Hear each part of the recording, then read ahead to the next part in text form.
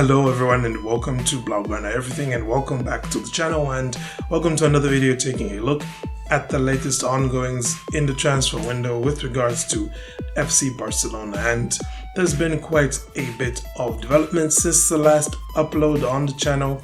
And by the way, since the last upload on the channel, we hit the 3K subscribers mark. So for that, just a round of applause for everyone. And thank you very much. Couldn't have done it without your support. But as we continue to soldier on, we'll continue to bring you these updates, of course, to do with FC Barcelona. And for today, we'll be talking about the latest developments with Vitor Roque, with Inigo Martinez, with Garcia, Frank Garcia, and with the name most is probably don't want to hear right now, Arda Güler. Yeah, we're going to talk about him as well.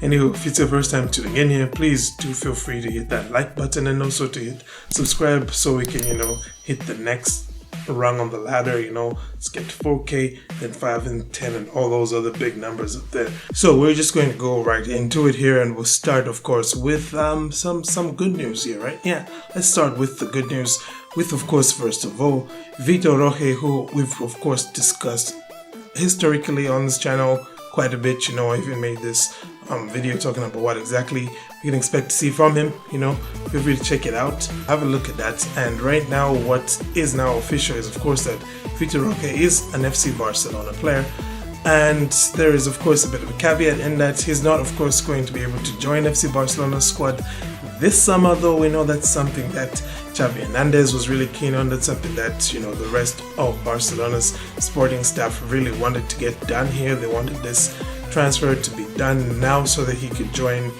now. He could join this summer. Unfortunately, that won't be the case. He'll have to join Barcelona in January of 2024. So that means he's going to spend the rest of the year playing for Atletico PR, which I'm sure they're going to be very, very happy with. They get to keep him for the rest of the season, and who knows what good things he'll be able to do there. But until then, of course, we will keep on keeping an eye on him. We'll keep on looking at him, seeing exactly what he is doing there.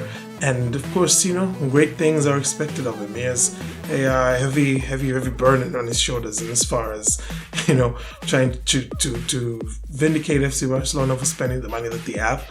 So far, though, I would argue that he is doing just that. He's scored 6 goals in his last 5 games, or 5 in his last 6, one of the two.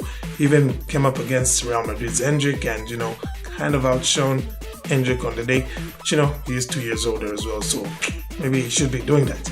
Anywho, after Vitor Roque, the next bit of positive news is, of course, Inigo Martinez, who I had previously said he was already kind of, across the line and signed by FC Barcelona, but they just couldn't announce the signing because he was still under contract with Athletic Bilbao, and Athletic Bilbao kind of just asked for, as a gentleman's agreement, you're going, but, just don't announce that you've signed for the other team until your contract here is up.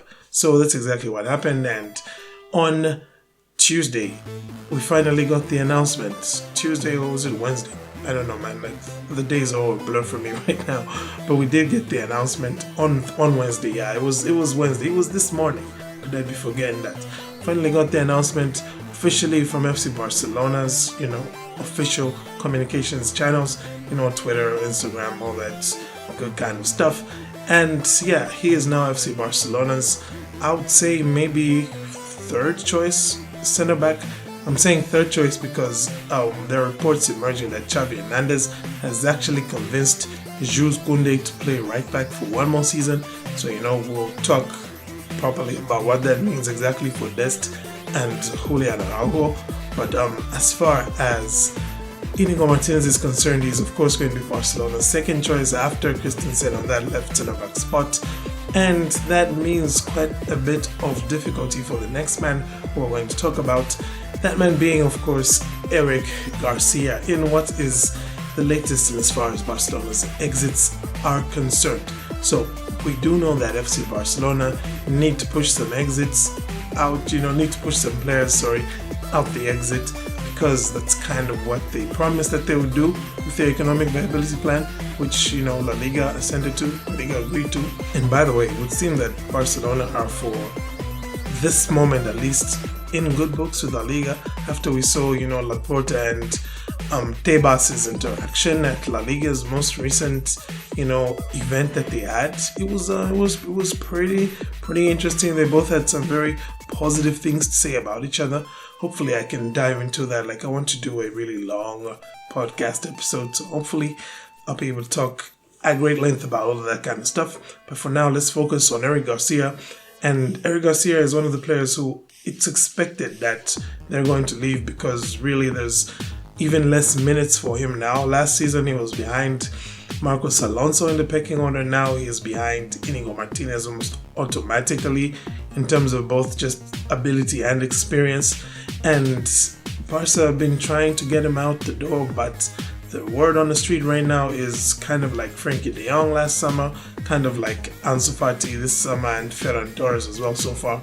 He said that he's going to be digging his heels in and he's going to be staying at FC Barcelona. And another player who's taking relatively the same stance, who once again Barcelona were hoping that they'll be able to sell, especially because there's some pretty good offers for him on the table from Saudi Arabia.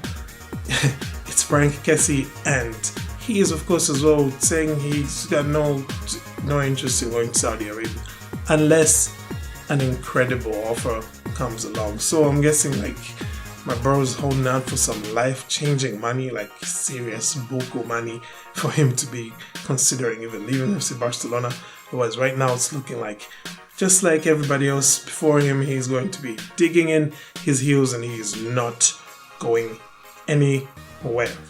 Anywho, he's not of course the only player who's supposed to be exiting right now, but somehow still hasn't yet, because we still have to talk about another left centre back FC Barcelona has, named Clement Longley. That's right, Longley is still an FC Barcelona player right now, although it's being rumored that Barca and Tottenham are still in negotiations, because Barcelona trying to get something like 15 million for him and Tottenham only wanting to pay 10 million. So there's a bit of talks going on with regards to that transfer fee.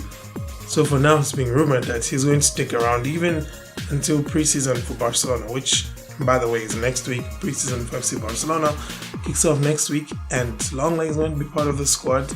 But they're hoping that during that preseason and start of the season they'll be able to sort out his future.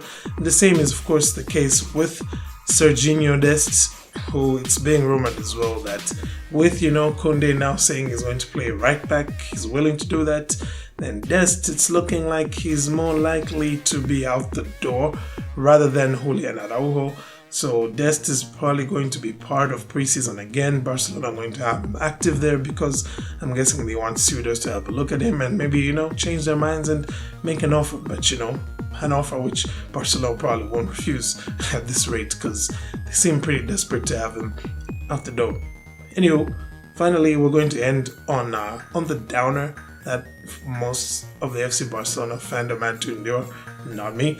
And that downer was of course Arda Güler choosing to go to Real Madrid over FC Barcelona. So, like I had said when I last spoke about him, I don't really know much about the kid, but from the highlights reels that I saw of him, he didn't really look that much different from a Trincao or Yusuf Demir for me. So, I wasn't too hyped about him, but apparently a lot of the FC Barcelona fandom were hyped, and apparently so was Juan Laporta, because he was out there talking about the guy. We're trying to sign this kid who everybody wants. And, Laporta, we're not signing him. Real Madrid are going to sign him. And for those who, you feel hard done by that, I don't know why. But, you can go ahead and just, lick your wounds. But I'd say, look, Barcelona has with kids like Lamine Yamal, kids like Alex Garrido, kids like Pablo Torre, who can more or less do just about whatever Arda Güler has been doing. That's basically that, I guess. I don't really have much more to say, and I think I've gone on much longer than I wanted to. You please let me know your thoughts in the comments about FC Barcelona's transfer window so far. This is like the 6th edition of this transfer updates. So how do you think it's going? Looking at where we started and where we want to be. Let me know your thoughts in the comments. Other than that, thank you for tuning in. Have a great day. Apologize for the background noise. and Força Barça.